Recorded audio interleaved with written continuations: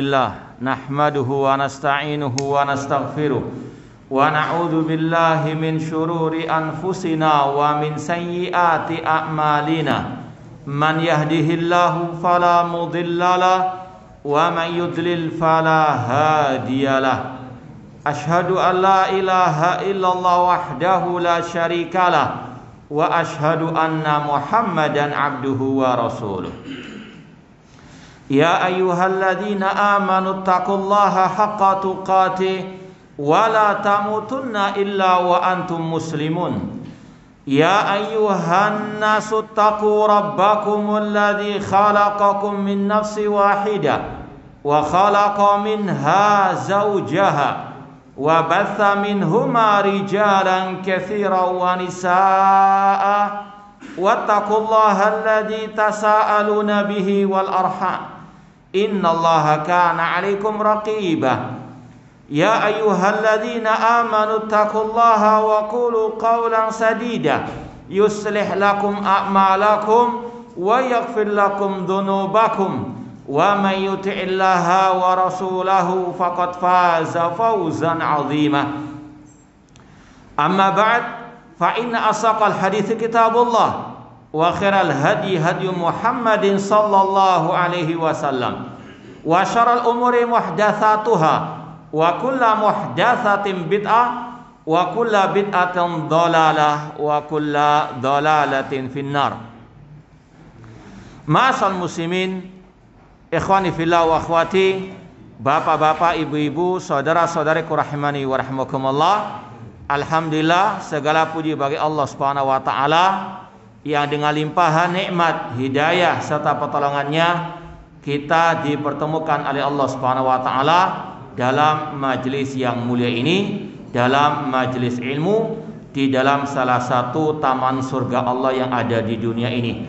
Semoga Allah Subhanahu wa taala mengumpulkan kita di taman surganya di akhirat kelak. Sebagaimana yang diumumkan, tema kajian kita pada kesempatan pagi yang berbahagia ini berkaitan dengan at-tauhid. At-tauhid ini poin yang pertama, apa maknanya? Kita banyak mendengar bahkan juga mengucapkan kalimat yang satu ini, at-tauhid. Secara bahasa, at-tauhid artinya ja'lu syai' wahidan, menjadikan sesuatu itu satu, esa atau tunggal. Itu artinya at-tauhid secara bahasa, menjadikan sesuatu itu satu. Adapun secara istilah syar'inya, para ulama menyebut ada dua makna. Yang pertama, tauhid bermakna umum dan tauhid bermakna khusus.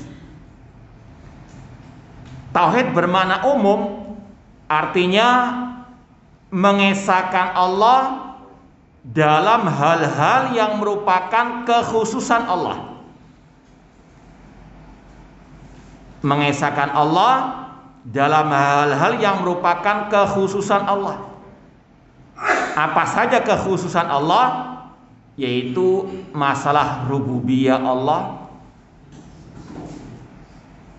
uluhiyah Allah, dan nama-nama serta sifat-sifat Allah. Nanti akan kita jelaskan lagi tiga makna tauhid tersebut. Meskipun insyaallah antum sudah banyak mendengar dan memahaminya, namun ini yang akan kita sampaikan sekedar murajaah, mengulang kembali, mengingatkan kembali. Itu tauhid bermakna umum. Sebagian ulama dalam kitab-kitab mereka menyebut tauhid bermakna umum mengesahkan Allah dalam hal-hal yang merupakan kekhususan Allah, baik rububiyahnya, uluhiyahnya, dan nama-nama serta sifatnya. Adapun tauhid bermakna khusus, yaitu ifradullahi bil ibadah, mengesahkan Allah dalam masalah ibadah, dalam masalah uluhiyah. Seperti yang mungkin sering antum dengar dari kitab Al-Ushulus Tsalatsa karya Syekhul Islam Muhammad bin Abdul Wahhab rahimahullah. At-tauhid huwa ifradullah bil ibadah. Tauhid adalah mengesahkan Allah dalam ibadah. Kemudian poin yang kedua yang ingin kita sampaikan berkaitan dengan tadi macam-macam tauhid. Para ulama membagi menjadi 3. Ada pula sebagai ulama seperti Imam Ibnu Qayyim rahimahullah menjadi 2 tauhid itu. Namun yang masyhur 3 tadi, yaitu tauhid rububiyah, uluhiyah, dan tauhid asma wa sifat. Sebelum kita masuk kepada maknanya, ingin kita sampaikan pembagian seperti ini sudah ada sejak zaman Al-Imam Abu Hanifah rahimahullah yang wafat tahun 150 Hijriah. Tahun lahirnya Imam Asy-Syafi'i rahimahullah. Imam Abu Hanifah meninggal, lahirlah Imam Asy-Syafi'i. Zahaban najm wa tala'an najm. Kata para ulama, hilang satu bintang, muncul bintang yang lainnya. Imam Abu Hanifah dalam kitab beliau Al-Fiqhul Absat mengatakan, wallahu yud'a min a'la la min asfal. Li'annal asfal laisa min wasir rububiyah walal uluhiyati fi syai'. Kita berdoa kepada Allah dan Allah itu ada di atas. Ini berkaitan dengan tauhid uluhiyah dan tauhid asma wa sifat. Kita berdoa tauhid ibadah, tauhid uluhiyah. Allah ada di atas, tauhid apa? Asma wa sifat. Tentang sifat Allah, Allah ada di atas. Tentang nama Allah Al-Ali, Allah Maha Tinggi. Kemudian kata Imam Abu Hanifah tadi, saya ulangi dari awal, kita berdoa kepada Allah dan Allah ada di atas, bukan di bawah. Karena sifat bawah tidak layak bagi rububiyah, bagi uluhiyah Allah. Jadi istilah ini sudah ada sejak zaman Imam Abu Hanifah sebelum lahirnya Imam Asy-Syafi'i rahimahullah. Tidak ada yang mengingkarinya kecuali orang yang jahil atau alias jahil kuadrat. Ya. Imam Syafi'i, Imam Ahmad dan yang lain tidak ada yang mengingkarinya. Dan ini juga sekaligus membantah orang-orang yang mengatakan ini pembagiannya Wahabi. Ya. Syekhul Islam Muhammad bin Abdul Wahab rahimahullah hidup pada abad 12 Hijriah atau meninggal tahun 1206 Hijriah. Ya. Jauh sebelum itu Imam Abu Hanifah sudah apa? Menyatakan istilah rububiyah uluhiyah tadi. Ya. Jadi sekali lagi istilah ini sudah masyhur di kalangan para ahli ulama. Ya. Adapun yang ngelama memang demikian, mengingkari. Ya. Kata para ulama atau kata orang Arab, al-jahil aduun li nafsihi. Orang yang jahil itu musuh bagi dirinya. Ya. Asbun saja kalau ngomong. Dan itu pun dipakai oleh para ulama-ulama setelah Imam Abu Hanifah rahimallahu ta'ala, seperti Imam Ibnu Battah Al-Uqbai dalam kitabnya Al-Ibana dan seterusnya. Dan pembagian seperti ini sama dengan pembagian macam-macam ilmu. Ada ilmu akidah, ilmu tafsir, ilmu hadis, ilmu fikih. Tidak ada yang mengingkarinya. Kecuali tadi orang yang apa? Jahil murakkab. Kalau ada yang mengingkari pembagian tauhid menjadi 3, sama dengan yang mengingkari ilmu menjadi ilmu akidah, tafsir, tauhid dan fikih dan seterusnya. Ya. Dan kata para ulama,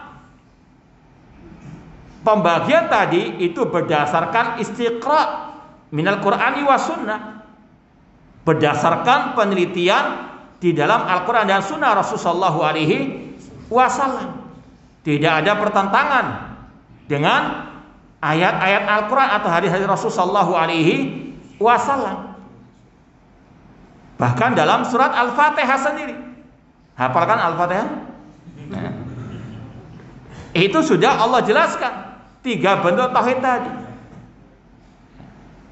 Kalau kita mulai dari Alhamdulillahirabbil alamin, 1 ayat itu saja sudah mencakup 3 tauhid. Alhamdulillah, memuji Allah adalah ibadah, tauhid ibadah. Allah, alhamdulillah, Allah apa artinya? Dzul uluhiyah, yang berhak untuk disembah, diibadah, tauhid uluhiyah. Dan itu pun salah satu asmaul husna, tauhid asma wa sifat. Allah minal asmaul husna. Rabbil alamin, tauhid apa? Rububiyah. 1 ayat ini saja sudah mencakup 3 tauhid. Ditambah lagi Ar-Rahman Ar-Rahim, tauhid apa? Asma wa sifat. Iyyaka na'budu wa iyyaka nasta'in, tauhid apa?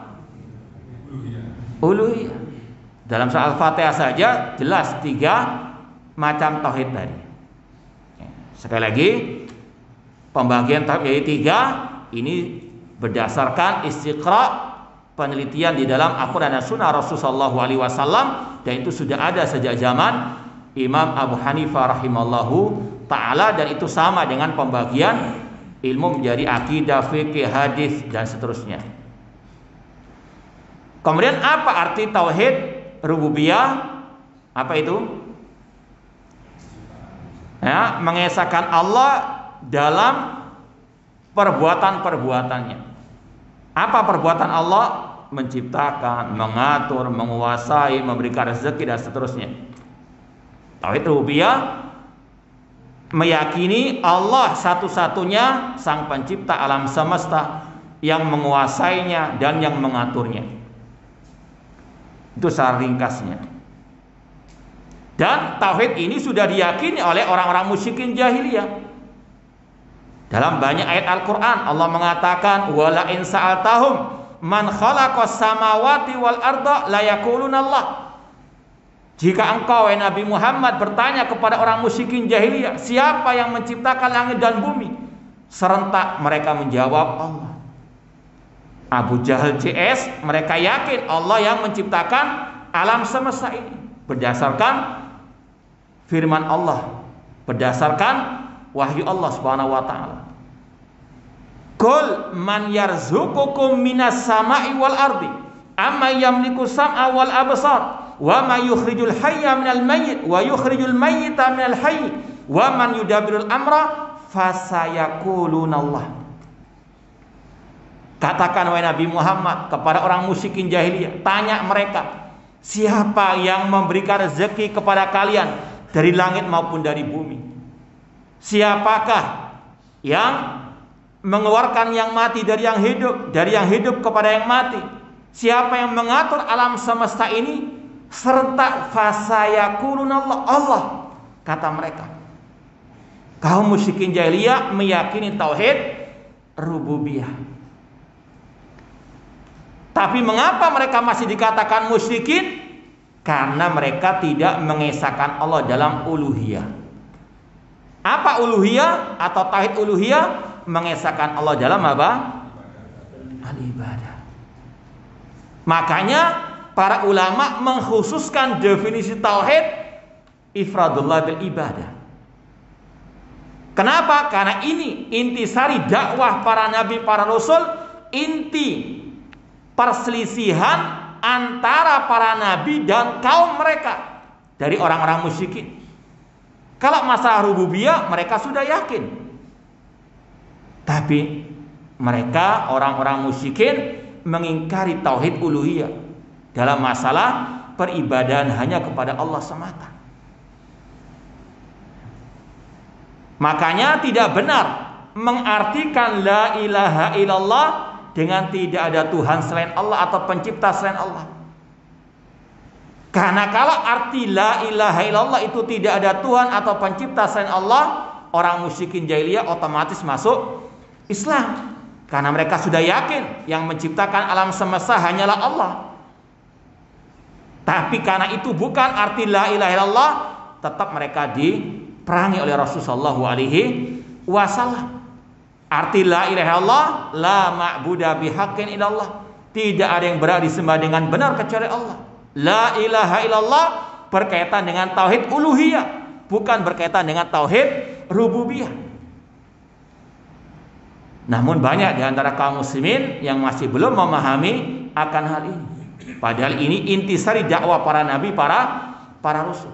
Makanya sekali lagi, kenapa sebagian ulama ketika mendefinisikan tauhid, mendefinisikannya secara khusus ifradullah beribadah, karena ini intisari dakwah para nabi, para rasul, inti perselisihan para nabi dan kaum mereka, tanpa mengesampingkan definisi umum tadi, ya, tidak ada pertentangannya.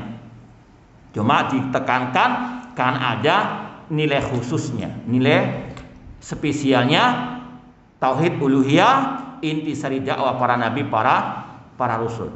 Dan ini yang insya Allah akan lebih banyak kita kaji di pertemuan kali ini. Adapun tauhid yang ketiga, tauhid asma wa sifat, yaitu menetapkan apa yang ditetapkan oleh Allah bagi dirinya dari nama-nama dan sifat-sifatnya di dalam kitabnya.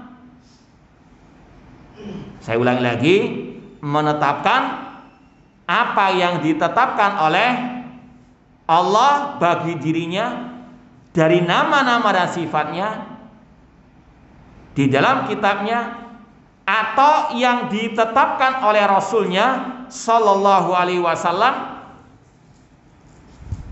di dalam hadis-hadis beliau yang sahihah, tanpa diserupakan dengan makhluk, tanpa dibagaimanakan, tanpa ditakwilkan, diselewengkan maknanya, dan tanpa dinafikan. Menetapkan apa yang ditetapkan oleh Allah bagi dirinya dari nama-nama dan sifatnya di dalam kitabnya, atau yang ditetapkan oleh Rasulnya di dalam hadis-hadis beliau yang sahihah, tanpa diserupakan dengan makhluk, tanpa dibayangkan atau dibagaimanakan, tanpa ditakwil atau diselewengkan maknanya, tanpa dinafikan, ditetapkan apa adanya. Misalnya Allah mengatakan Ar-Rahman 'alal arsy istawa, Allah tinggi di atas arsy, dalam 7 ayat Al-Quran, di antaranya surat Toha ayat ke-5. Seorang muslim sejati menyatakan Allah punya sifat istiwa, tinggi di atas arsy, tidak boleh disamakan dengan tingginya makhluk, tidak boleh dibayang-bayangkan bagaimana istiwanya Allah di atas arsy, tidak boleh ditakwilkan, oh makna istiwa itu menguasai. Ini takwil yang batil. Ini kelakuan orang Yahudi, yuharrifunal kalima an mawadhi'i. Mereka suka menyelewengkan ayat-ayat Allah dari makna yang sebenarnya dan tanpa dinafikan. Itu tauhid asma wa sifat menurut ahlu sunnah wal jamaah sejak zaman para sahabat sampai detik ini, sampai hari kiamat. Ini poin yang kedua berkaitan dengan pembagian tauhid menjadi 3. Kemudian yang ketiga, poin yang ketiga berkaitan dengan keutamaan tauhid. Ini sekali lagi lebih banyak kita mengarahkannya kepada tauhid al-uluhiyah. Meskipun sebetulnya ada keterkaitan antara 3 tauhid itu. Ya, kalau kita mau bahas lagi, ada keterkaitan antara 3 tauhid itu. Kata para ulama, tauhid rububiyah yastalzim tauhid al-uluhiyah. Tauhid rububiyah itu melazimkan tauhid uluhiyah. Artinya, kalau orang itu sudah meyakini Allah yang mengatur alam semesta, menciptakannya, yang menguasainya, yang memberikan rezeki, menghidupkan, mematikan, maka kewajibannya mengesahkan Allah dalam ibadah.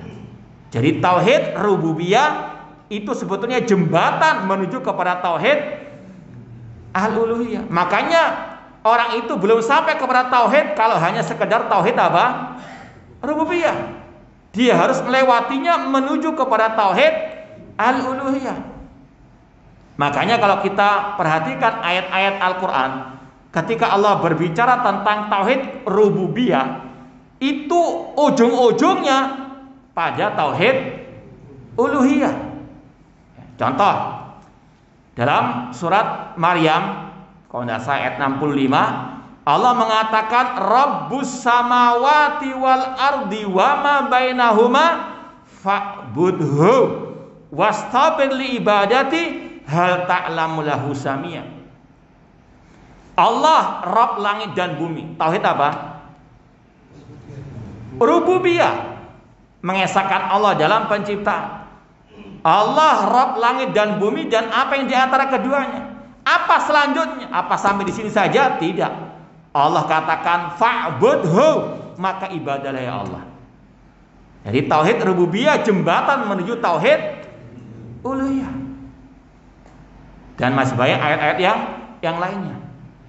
Makanya surat Al-Fatihah seperti yang kita sampaikan tadi, kata para ulama, intinya Al-Fatihah ada pada iyyaka na'budu wa iyyaka nasta'in. Tauhid apa?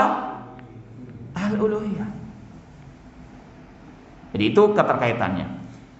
Kalau dibalik, apa keterkaitan uluhiyah dengan rububiyah? Kalau tadi istilahnya tauhid rububiyah melazimkan tauhid uluhiyah. Sekarang dibalik, tauhid uluhiyah mengandung tauhid rububiyah. Paham? Tauhid rububiyah mengharuskan melazimkan tauhid uluhiyah. Sedangkan tauhid uluhiyah mengandung tauhid. Artinya orang yang telah beribadah kepada Allah, orang yang mentauhidkan Allah dalam uluhiyah, pasti dia mentauhidkan Allah dalam apa? Rububiyah. Kenapa dia menyembah Allah? Kenapa dia beribadah kepada Allah? Karena dia tahu Allah yang menciptakan langit dan bumi. Dia tahu Allah yang memberikan rezeki, Allah yang menghidupkan dan mematikan. Seperti yang Allah firmankan dalam awal surat atau dalam awal-awal surat Al-Baqarah. Al-Baqarah ayat 21. Ya ayyuhan nasu'budu rabbakum. Wahai manusia, ibadahilah Rabb kalian. Kenapa kita menyembah kepada Allah? Alladzi khalaqakum, karena dia yang menciptakan kalian, walladzina min qablikum, dan orang-orang sebelum kalian. Itu keterkaitan tauhid rububiyah dan tauhid uluhiyah. Sama juga dengan tauhid asma wa sifat. Tauhid asma wa sifat itu melazimkan, mengharuskan kita mentauhidkan Allah dalam uluhiyah. Makanya Allah berfirman, walillahil asmaul husna fad'uhu biha. Allah memiliki nama-nama yang paling indah, yang paling baik. Maka berdoalah kepada Allah. Setelah tauhid asma wa sifat, Allah menyuruh kita mentauhidkannya dalam masalah doa. Makanya intinya adalah tauhid apa? Al-uluhiyah. Taib, kembali kepada poin yang ketiga, apa kedudukan dan keutamaan tauhid?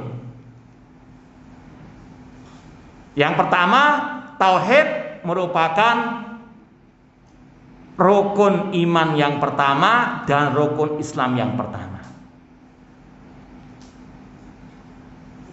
Rukun Islam yang pertama apa? Syahadat, asyhadu alla ilaha illallah. Itulah tauhid apa? Al-uluhiyah. Tidak ada yang berhak disembah dengan benar kecuali Allah. Apa rukun iman yang pertama? Iman kepada Allah. Di antara iman kepada Allah, iman kepada rububiyah, uluhiyah dan asma wa sifat Allah Subhanahu wa taala. Ini menunjukkan kedudukan atau yang pertama dan yang utama. Yang kedua, tauhid merupakan kewajiban pertama dan yang terakhir.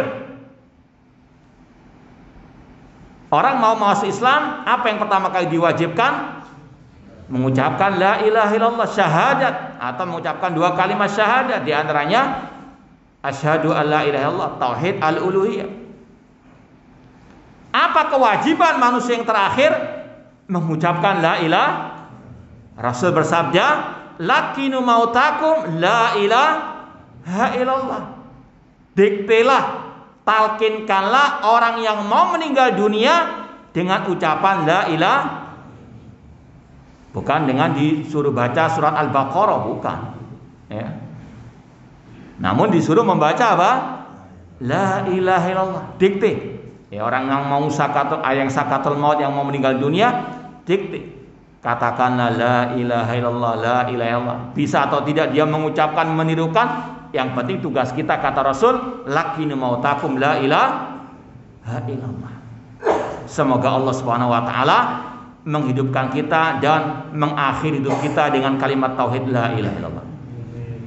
Yang ketiga, di antara kedudukan dan keutamaan la ilaha illallah atau at-tauhid, yaitu kalimat tauhid atau tauhid itu adalah kuncinya surga. Tanpa tauhid tidak mungkin orang itu masuk surga. Wa basyiril ladina amanu wa amilus salihati anna lahum jannatin tajri min tahtihal anhar. Berilah kabar gembira kepada orang-orang yang beriman dan beramal saleh bahwasanya bagi mereka surga yang mengalir di bawahnya sungai-sungai. Surga hanya untuk orang yang beriman, yang bertauhid. Sudah kita sampaikan tadi, di antara makna iman, iman kepada Allah. Di antara makna iman kepada Allah, iman kepada rububiyah, uluhiyah dan asma wa sifat Allah Subhanahu wa taala. Dan sebaliknya, yang tidak bertauhid haram masuk surga. Allah berfirman dalam surat Al-Maidah, innahum man yusyrik billah faqad harramallahu 'alal jannah wa ma'wahun nar wa malil dzalimin min ansar. Sesungguhnya barang siapa berbuat syirik kepada Allah, tidak bertauhid, menyimpang dari tauhid, maka haram baginya surga. Allah yang mengatakan demikian. Innahum man yusyrik billah faqad harramallahu 'alal jannah. Barang siapa berbuat syirik, Allah haramkan baginya surga dan tempatnya adalah api neraka. Naudzubillahi min dzalik. Kemudian yang berikutnya, yang keberapa? Yang keempat, di antara kedudukan keutamaan tauhid, tauhid itu merupakan kunci kemenangan, kunci kejayaan, kemuliaan umat Islam. Tidak mungkin umat Islam itu menang tanpa tauhid. Mustahil. Karena Allah yang mensyaratkan kemenangan dengan tauhid. Dalam surat An-Nur, kalau tidak salah ayat 55, Allah mengatakan wa'adallahu alladina amanu minkum wa amilus salihati la yastakhlifannahum fil ardi kama stakhlafal ladina min qablihim wa la yumakkinanna lahum dinahum alladzi tadalahum wa la yubaddilannahum min ba'di khaufihim amna ya'budunani la yusyrikuna bi syai'a. Barang siapa, atau kata Allah, Allah berjanji kepada orang-orang yang beriman di antara kalian dan yang beramal saleh. Apa janji Allah? Ada 3 dalam ayat ini. Yang pertama, Allah akan menjadikan mereka sebagai pemimpin di atas muka bumi ini, seperti Allah menjadikan orang-orang sebelum mereka sebagai pemimpin. Kemudian Allah akan mengokohkan agama yang Allah ridhoi bagi mereka. Dan yang ketiga, Allah akan ganti ketakutan mereka dengan keamanan. Apa syaratnya? Ya'budunani, mereka harus beribadah kepadaku saja. Yaitu tauhid apa? Al-uluhiyah, mengesahkan Allah dalam ibadah, dan mereka tidak berbuat syirik kepadaku sedikit pun. Ini janji Allah dan ini syarat yang Allah apa? Berikan kepada kita. Kalau kita bertauhid kepada Allah, meninggalkan syirik, pasti janji Allah akan turun. Makanya selama syirik bergentayangan di tengah umat Islam, tidak mungkin umat Islam meraih kemenangan. Ini kata Allah. Ya. Makanya para ulama ketika kejadian di Palestina akhir-akhir ini, kita berdoa kepada Allah semoga Allah memberikan pertolongannya kepada kaum muslimin di sana, dan semoga Allah menghancurkan orang-orang kufar yang membantai menjajah kaum muslimin, dan semoga Allah mengembalikan Baitul Maqdis kepada kaum muslimin. Para ulama ketika membahas masalah tragedi Palestina, tidak bosan-bosannya mereka mengingatkan kunci kemenangan umat Islam adalah at-tauhid dan tauhid. Ya. Makanya Rasul dahulu dan para sahabat menang di atas umat-umat selain Islam karena yang satu ini, at-tauhid. Ya. Meskipun persenjataan mereka jauh dari orang kafir, jumlah mereka demikian, namun kalau mereka berpegang teguh dengan tauhid, pasti Allah akan menurunkan pertolongannya. In tansurullaha yansurkum wa yutsabbit aqdamakum. Nah, kemudian yang berikutnya yang keberapa? Yang kelima, tauhid itu yuwahid, mempersatukan umat. Ya. Namanya saya tauhid, itu menjadikan satu. Umat Islam kalau bertauhid akan bersatu. Itu kata Allah, wa anna hadhihi ummatukum ummatan wahidah. Sesungguhnya kalian adalah umat yang satu. Kemudian kata Allah, wa ana rabbukum fa'budun. Aku ada Rabb kalian, maka ibadahilah aku.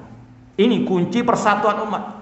Beribadah hanya kepada Allah, mengesahkan Allah dalam ibadah. Tapi selama umat Islam masih banyak yang berbuat syirik, menyembah selain Allah, menyembah nabi, menyembah wali yang telah mati, maka nggak akan mungkin ada persatuan. Ya. Makanya Rasul dakwah pertama kali at-tauhid untuk menyatukan umat. Ya. Cuma sekarang diputar balikan, dan alangkah banyaknya orang-orang yang suka memutar balikan fakta, dituduh dakwah tauhid memecah belah umat. Padahal tauhid itulah yang akan menyatukan umat. Ya. Jadi sekali lagi, ini yang harus kita pahami, at-tauhid yuwahid. Dan itu yang Rasul telah contohkan, yang Rasul telah praktekkan. Kemudian yang berikutnya, yang keberapa? At-tauhid sebab meraih syafaat Rasul di hari kiamat. Sebab meraih syafaat Nabi Muhammad SAW di hari kiamat. Rasul mengatakan, as'adun nasi bi syafaati yaumal qiyamah man qala la ilaha illallah khalisan min kibali nafsihi. Orang yang paling berbahagia dengan syafaat kepada hari kiamat yang mengucapkan la ilaha illallah khalisan, murni dari dalam lubuk hatinya yang terdalam. Dalam hadis riwayat Bukhari. Kata para ulama, intinya orang yang mengucapkan la ilaha illallah tersebut menjauhkan diri dari sifat kemunafikan dan kesyirikan. Pasti dia akan memperoleh syafaat Nabi Muhammad SAW pada hari kiamat kelak.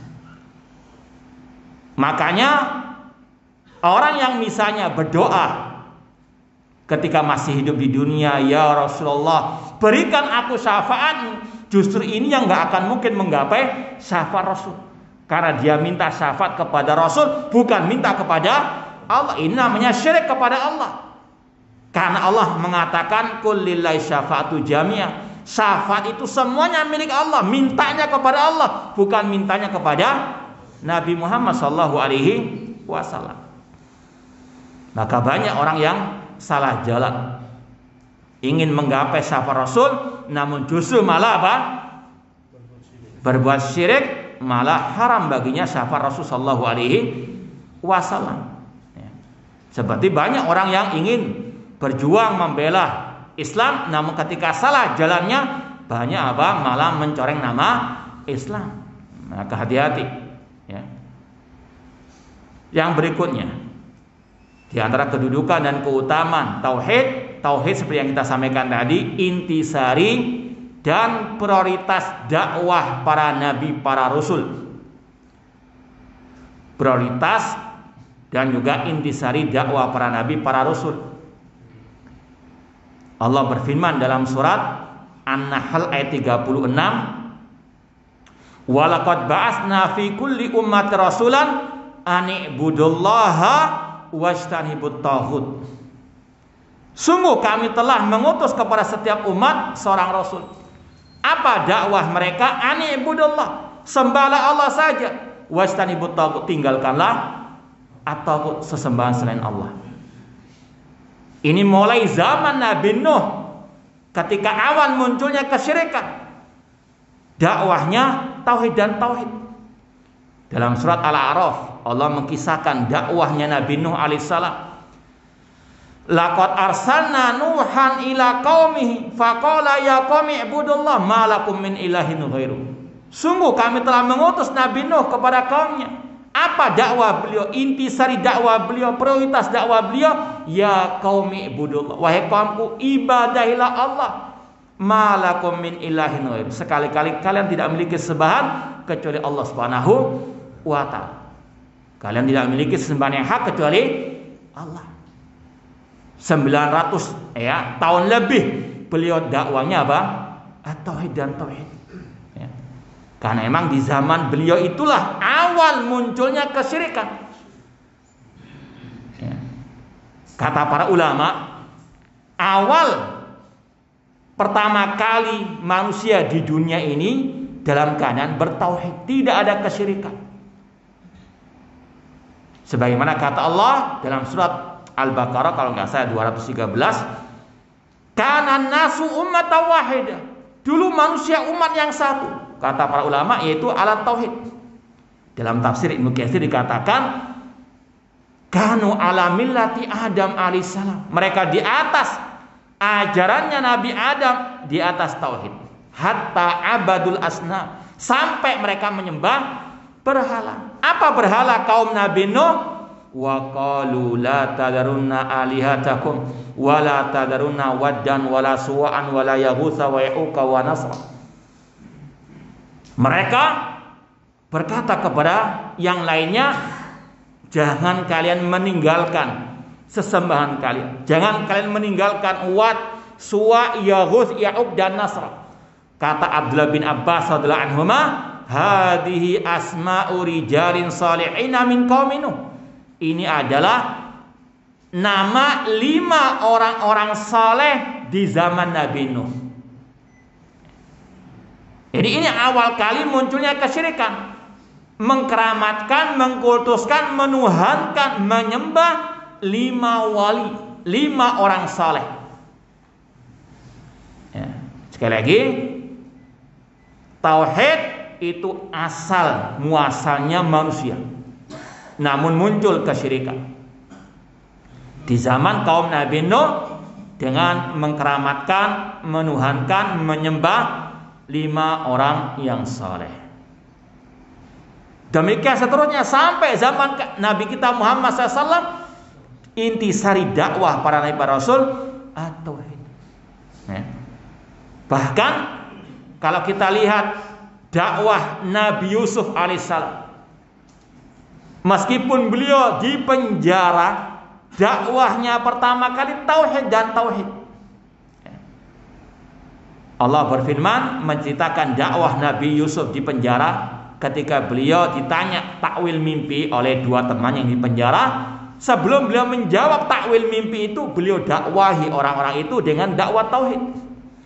Ya sahibai sijni a'arbabun mutafarriquna khairun amillahul wahidul qahar. Wahai 2 temanku yang di penjara, apakah sesembahan Tuhan-Tuhan yang banyak itu lebih baik ataukah Allah yang Maha Esa lagi Maha Perkasa? Ma ta'buduna min duni illa asma'an samaitumuha antum wa aba'ukum ma anzalallahu biha min sultan. Tidaklah yang kalian sembah selain Allah, melainkan nama-nama yang kalian karang-karang sendiri dan yang dikarang oleh nenek moyang kalian, yang tidak Allah turunkan keterangan padanya. Inil hukmu illa lillah. Tidak ada hukum kecuali hukum Allah. Apa hukum Allah? Amara alla ta'budu illa iyyah. Dia memerintahkan untuk kalian tidak beribadah kecuali hanya kepada Allah semata. Ini sekali lagi terang benderang dakwah tauhid, intisari dan prioritas dakwah para nabi, para rasul. Makanya sungguh sesat, sungguh batil orang-orang yang nyinyiri dakwah tauhid, ya, yang memerangi dakwah tauhid. Naudzubillahi min dzalik. Padahal ini intisari dakwah para nabi, para rasul alaihi salatu wassalam. Yang berikutnya, yang berapa? At-tauhid, nikmat Allah yang terbesar. Yang paling besar nikmat Allah, nikmat tauhid. Sebagaimana yang dikatakan oleh seorang ulama salaf yang bernama Sufyan bin Uyainah rahimahullah. Beliau mengatakan, ma'an amallahu ala abdin nikmatan a'zama min an arafahum la ilaha illallah. Tidaklah Allah memberikan nikmat kepada hambanya yang lebih besar dibandingkan Allah memberikan mereka pemahaman tentang la ilaha illallah. Tentang apa? At-tauhid. Ya.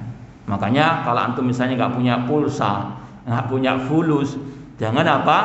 Banyak berkeluh kesah selama antum masih punya apa? At-tauhid. Nikmat yang termulia yang perlu untuk kita apa? Terus jaga. Diantaranya dengan terus belajar dan belajar tentang at-tauhid tanpa mengesampingkan ilmu agama yang lainnya. Yang berikutnya, yang keberapa? Yang ke-9, at-tauhid itu kunci keamanan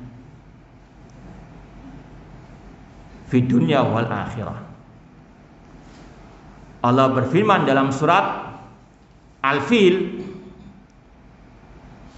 atau dalam surat Quraisy, ila fil Quraisy, Allah mengatakan, "Falyabudu rabb hadzal bait alladzi at'amahum min ju'in wa amanahum min khauf." Maka ibadahilah Rabbnya Ka'bah. Siapa? Allah. Beribadalah hanya kepada Allah yang telah menganugerahkan kepada kalian atau memberikan makan kepada kalian dari kelaparan dan memberikan kalian keamanan dari ketakutan. Wa amanahum min khauf. Keamanan akan Allah berikan bagi yang bertauhid. Dikala manusia dalam keadaan ketakutan, orang yang bertauhid merasa aman karena dia tahu Allah yang berikan keamanan kepadanya. Demikian pula dalam ayat tadi yang sudah kita baca, surat An-Nur 55, Allah mengatakan, wa'adallahu alladhina amanu minkum wa 'amilus salihati la yastakhlifana fil ardi kama stakhlafa alladhina min qablihim wa la yumakkinana lahum dinahum alladhi talahum wa la yubaddalu min ba'di khaufihim amna. Allah mengganti ketakutan mereka dengan keamanan. Ya. Poin yang berikutnya, yang keberapa? Yang ke-10, Al-Quran kulluhu tauhid. Kata Imam Ibnu Qayyim rahimahullah, Al-Quran semua isinya tentang at-tauhid. Ujung-ujungnya kepada tauhid. Seperti yang kita sampaikan tadi,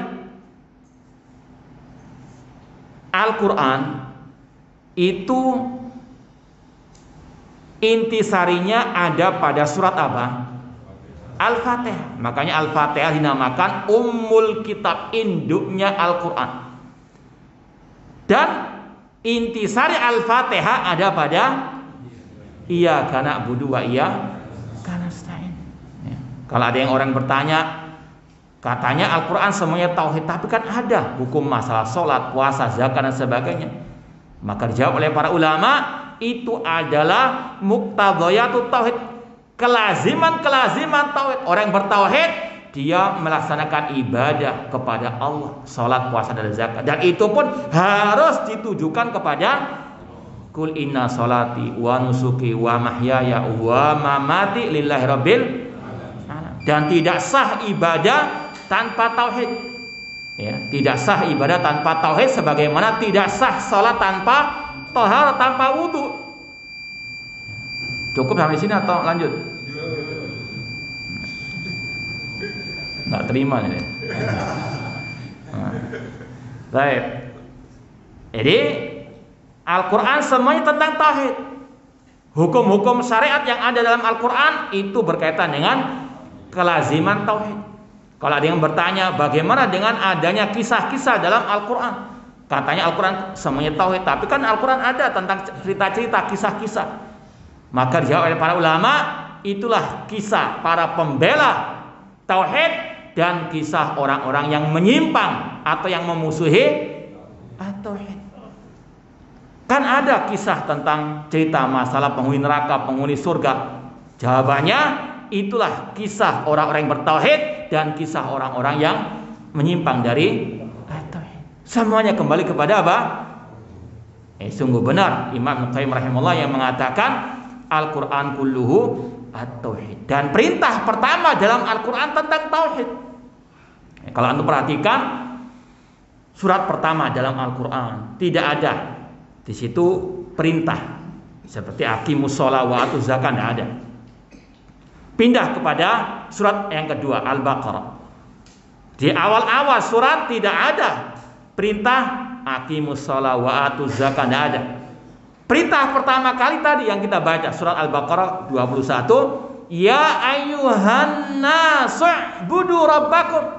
Wahai manusia, ibadahilah Rabb kalian. Ini kata ulama, perintah pertama dalam Al-Quran, perintah untuk apa?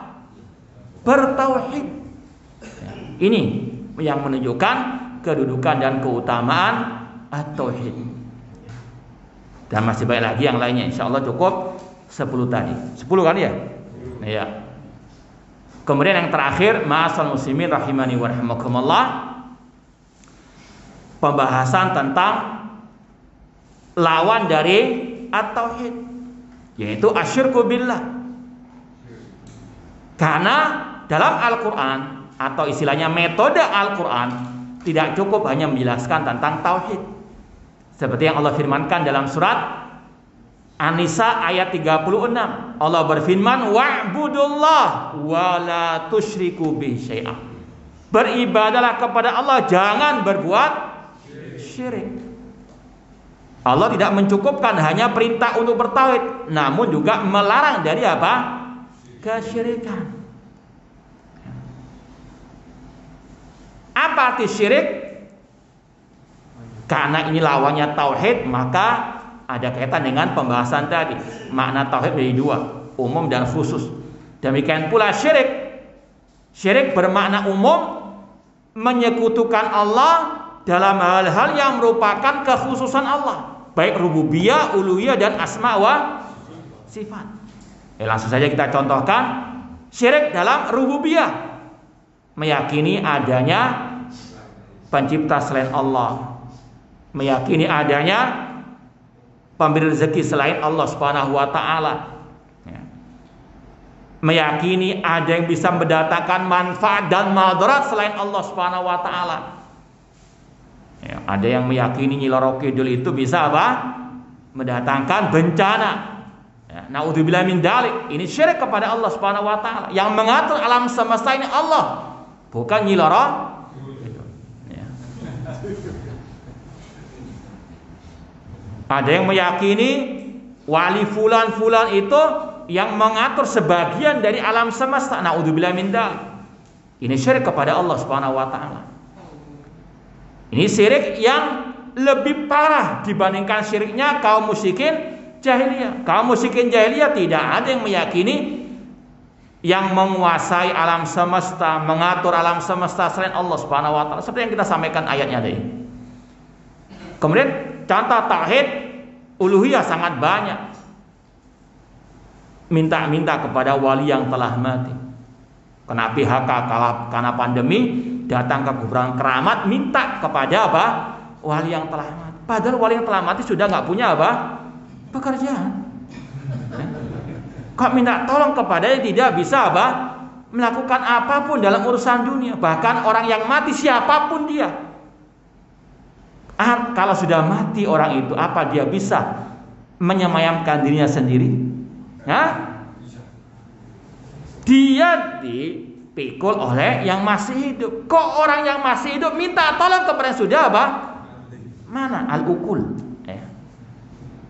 Makanya Allah banyak juga menggugah akal manusia agar mereka sadar, agar mereka bertauhid kepada Allah Subhanahu wa ta'ala. Yang sudah mati sudah beda alamnya. Tidak boleh meminta-minta kepadanya, beristighosa kepadanya. Jangankan manusia biasa, Nabi kita Muhammad SAW ketika meninggal dunia sudah terputus dengan alam dunia ini. Tidak ada para sahabat minta-minta kepada beliau, tawasul kepada beliau, tidak ada. Ketika beliau masih hidup, iya, para sahabat minta doanya Rasul. Tapi ketika Rasul meninggal dunia, sudah tidak ada lagi. Mereka minta doanya kepada para sahabat yang lain yang lebih soleh, yang masih hidup. Seperti dalam kisah Umar bin Khattab ketika paceklik, beliau tidak mendatangi kuburan Nabi, namun beliau mendatangi pamannya Rasul, Al-Abbas bin Abdul Muttalib yang masih hidup untuk berdoa. Ini para sahabat dahulu, cinta luar biasa mereka kepada Rasul. Tapi ketika Rasul meninggal dunia, tidak ada yang mengkeramatkan kuburan Rasul ataupun yang minta-minta kepada Rasul, karena mereka tahu itu syirik kepada Allah Subhanahu wa taala. Dan Rasul sendiri telah mencontohkan, telah mengajarkan tauhid kepada mereka. Idza sa'ata fas'alillah wa idza sta'anta fasta'in billah. Jika engkau mohon-mohonlah kepada Allah, jika engkau minta pertolongan, mintalah pertolongan kepada Allah. Dan Allah mengabarkan tentang bagaimana Rasul istighosa kepada Allah sendiri. Ittastaghitsuna rabbakum fastajaba lakum. Ingatlah ketika kalian, wahai Rasul, wahai para sahabat, istighosa kepada Rabb kalian. Istighosa artinya minta tolong dikala susah. Rasul istighosanya kepada Allah, bukan kepada selain Allah Subhanahu wa taala. Itu contoh syirik uluhiyah, dan masih banyak contoh-contoh yang lainnya. Menyembelih bukan karena Allah. Mungkin di bulan Syuro kata mereka bulan penuh kesialan, mereka tolak balak dengan menyembelih kerbau ataupun sapi dan dipersembahkan kepada penunggu laut, gunung dan sebagainya. Ini menyembelih bukan karena Allah. Dan Allah mengatakan fasalli lirabbika wanhar, salatlah untuk Rabbmu dan sembelihlah untuk Rabbmu, bukan untuk Kidul atau yang lainnya. Qul inna salati wa nusuki wa mahyaya wa mamati lillahi rabbil alamin. Dan masih banyak ibadah-ibadah yang lain kalau dipalingkan kepada selain Allah, diserahkan kepada selain Allah, itu namanya syirik dalam uluhiyah. Kemudian contoh tauhid syirik dalam nama dan sifat Allah. Kalau ada orang yang meyakini selain Allah tahu yang gaib, sedangkan Allah berfirman, "Qul la ya'lamu man fis samawati wal ardil ghaiba illallah." Katakan wahai Nabi Muhammad, tidak ada yang tahu yang gaib di langit maupun di bumi kecuali Allah. Ini sifat Allah, alimul ghaib. Allah tahu yang gaib. Di antara yang gaib, kejadian yang akan datang, nasib manusia yang akan datang, enggak ada yang tahu kecuali Allah Subhanahu wa taala. Jangankan meramal nasib orang lain, tentang dirinya saya dia tidak akan mungkin tahu. Wa ma tadri nafsum madza taksibu ghadan. Tidak ada satu jiwa yang tahu apa yang diperbuat esok hari. Makanya syirik kalau orang itu meramal nasib orang lain atau meramal umat Islam. Wah, umat Islam akan merebut Palestina tahun 2022 misalnya. Ini adalah apa? Ramalan mengaku tahu yang gaib, syirik kepada Allah Subhanahu wa taala. Dari mana dia tahu? Umur umat Islam 1500 tahun. Dari mana? Dapat wangsit dari mana? Pangsit atau wangsit? Tidak ada yang tahu yang gaib kecuali Allah Subhanahu wa taala. Kita tahu yang gaib kalau ada wahyu dari Allah Subhanahu wa taala. Masalah surga neraka, iya betul, umat Islam akan mengalahkan orang Yahudi, itu pasti. Karena dalam Sahih Bukhari Rasul bersabda, la taqumus sa'atu hatta yuqatilal muslimuna al-yahud. Tidak akan tegak hari kiamat sampai kaum muslimin memerangi orang Yahudi. Fayaktulahumul muslimun, orang muslim yang akan membunuh orang-orang Yahudi, pasti. Tapi kapannya? Wallahu a'lam. Jangan meramal. Justru ini yang akan memperparah keadaan kaum muslimin. Karena yang bisa mengalahkan orang Yahudi, kata Rasul, orang-orang yang bertauhid.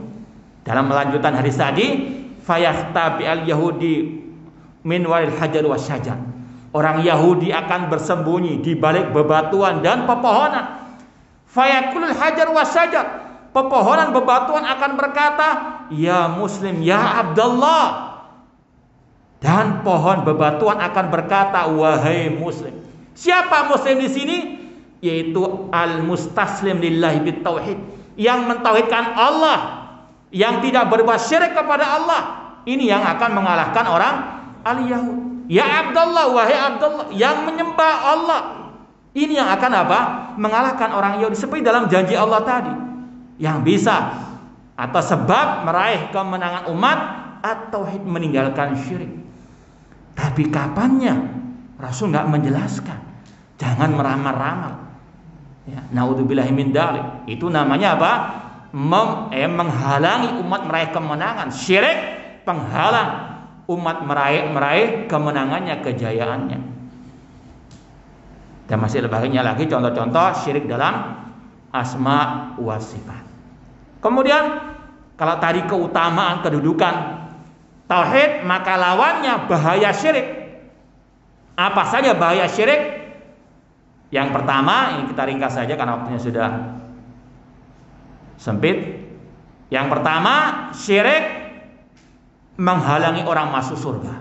Penghalang orang masuk surga, syirik kepada Allah. Seperti yang kita sampaikan tadi dalilnya, innahu man yusyrik billah faqad harramallahu alaihi jannah. Barang siapa berbuat syirik, Allah haramkan baginya surga. Demikian pula yang kedua, syirik menghalangi orang meraih syafaat Nabi Muhammad sallallahu alaihi wasallam.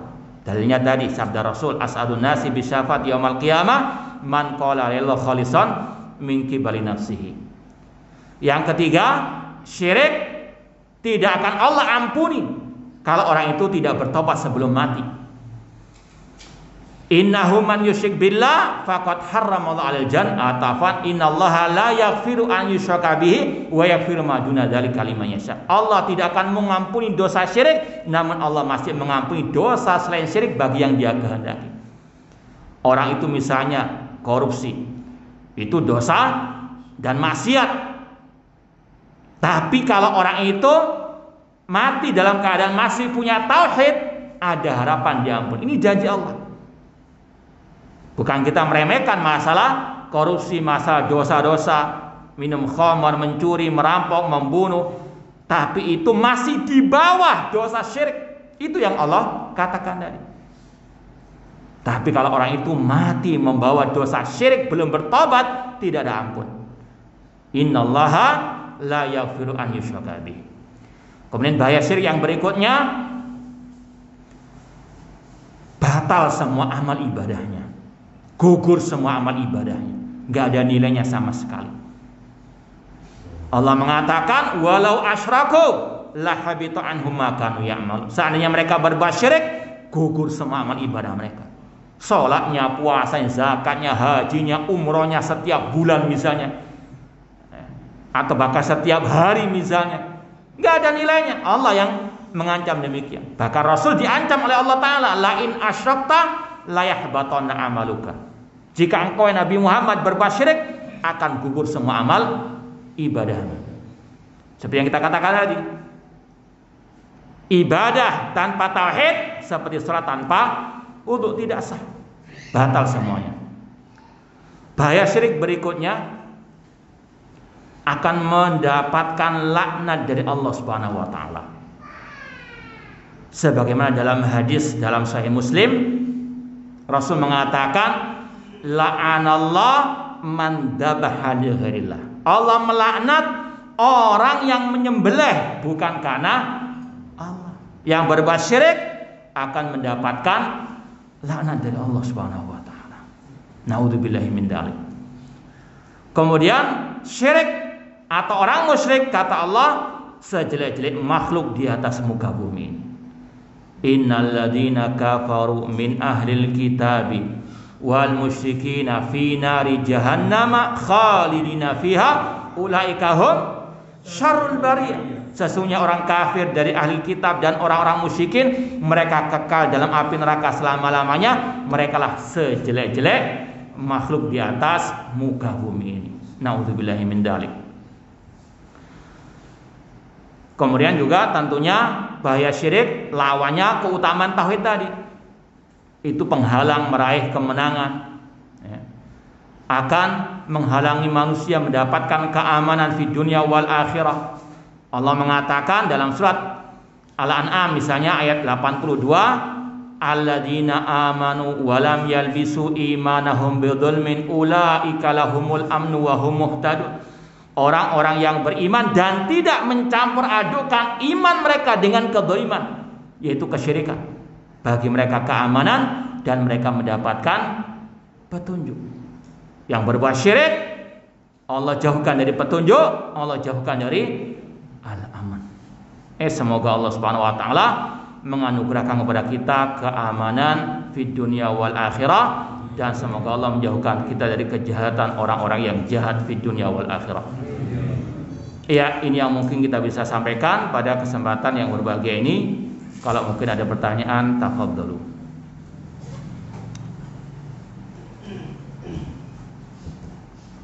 Tidak ada.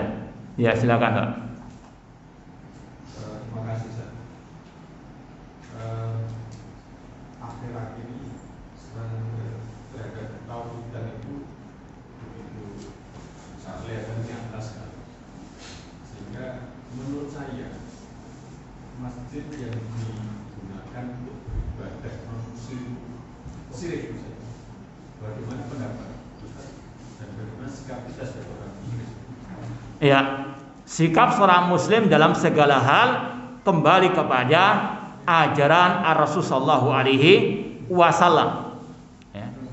Bahwasanya sekali lagi seorang muslim harus selalu berpegang teguh dengan pedoman hidupnya Al-Quran dan Sunnah Rasulullah SAW dengan pemahaman para sahabat Rasulullah sallallahu alaihi wasallam. Di antaranya menyikapi orang-orang kafir, orang-orang musyrik. Allah berfirman dalam Al-Quran, qad kanat lakum uswatun hasanatun fi Ibrahim walladzina ma'ah id qalu liqaumihim inna bura'a'u minkum wa mimma ta'buduna min dunillah kafarna bikum wa bada bainana wa bainakumul adawatu wal baghdau abadan hatta tu'minu billahi wahdah. Dalam surat Al-Mumtahanah Allah mengatakan, sungguh telah ada suri teladan yang baik pada diri Ibrahim dan para nabi yang bersama beliau ketika mereka mengatakan, kami berlepas diri dari kalian dan yang kalian sembah selain Allah. Kami mengkufuri sesembahan kalian, dan telah nampak permusuhan antara kami dan kalian selama-lamanya sampai kalian beriman kepada Allah Subhanahu wa taala. Ini akidah al-bara', berlepas diri dari kesyirikan dan orang-orang musyrikin. Dan inilah makna Islam sebagaimana kata Syekhul Islam Muhammad bin Abdullah rahimahullah dalam kitab Al-Ushul Tsalatsa, al-Islam wal istislam lillahi bit tauhid wal inqiyadu bit ta'ah wal bara'atu minasyirki wa ali. Islam adalah menyerahkan diri kepada Allah dengan mentauhidkannya dan tunduk patuh kepada perintahnya dan berlepas diri dari kesyirikan dan orang-orang yang berbuat kesyirikan. Harus ada al-bara', berlepas diri daripada kesyirikan dan kekafiran dan orang-orangnya. Meskipun demikian, tidak boleh melampaui batas. Wajib berlepas diri, tidak boleh ridha kepada kesyirikan dan kekafiran dan orang-orangnya. Tapi tidak boleh berbuat zalim kepada mereka. Karena Allah telah berfirman, wala yajrimannakum syana'anu qaumin alla ta'dilu i'diluhu aqrabu littaqwa. Janganlah kebencianmu kepada sekelompok manusia membuatmu tidak berbuat adil. Berbuat adillah, karena itu lebih dekat kepada ketakwaan. La yanhakumullahu 'anil ladzina lam yuqatilukum fid din wa lam yukhrijukum min diyarikum an tabarru wa tuqsitu ilaihim innallaha yuhibbul muqsitin. Allah tidak melarang kalian untuk kalian berbuat baik dan berbuat adil kepada orang-orang kafir yang tidak memerangi kalian dan yang tidak mengusir kalian dari rumah-rumah kalian. Sesungguhnya Allah cinta kepada orang yang berbuat keadilan. Inilah pertengahannya ahli sunnah. Mereka berlepas diri daripada kesyirikan, kekafiran dan orang-orangnya, tapi tidak berlebih-lebihan. Pertengahan antara kelompok teroris Khawarij dengan kelompok liberal. Kelompok liberal mengatakan semua agama sama. Kelompok liberal mengatakan mereka orang-orang kafir, saudara kita seiman. Kita katakan naudzubillah min dzalik. Allah mengatakan mereka kufar. Innal ladzina kafaru min ahlil kitab. Kita wajib berlepas diri daripada ajaran mereka, tidak boleh ridho dengan agama mereka. Tapi di sisi yang lain tidak boleh kita mendolimi mereka. Jangan sampai misalnya utang kepada orang kafir, ini ghanimah nggak usah dibayar. Zalim. Ya. Belum berperang sudah dapat ghanimah, naudzubillah min dzalik. Ya, tetangga kafir punya pohon mangga lagi berbuah. Ghanimah ini, ya. Halal. Naudzubillah min dzalik, haram. Jangan dolim. Ya. Ini orang Muslim ahli sunnah wal jamaah, pertengahan. Tidak meridhoi kekafiran, kesyirikan, namun tidak mendolimi. Ya, pertengahan antara kelompok Khawarij yang mereka mendolimi, bahkan membantai setiap orang kafir yang tidak layak dibunuh. Yang mana Rasul mengatakan, man qatala mu'ahadan lam yarah raihatal jannah. Barang siapa membunuh orang kafir mu'ahad, tidak mencium bau surga. Ini pertengahan ahlu sunnah wal jamaah. Demikian pula tidak boleh kita mengganggu tempat peribadahan mereka. Rasul SAW, beliau dan para sahabat bertetangga dengan orang-orang kafir.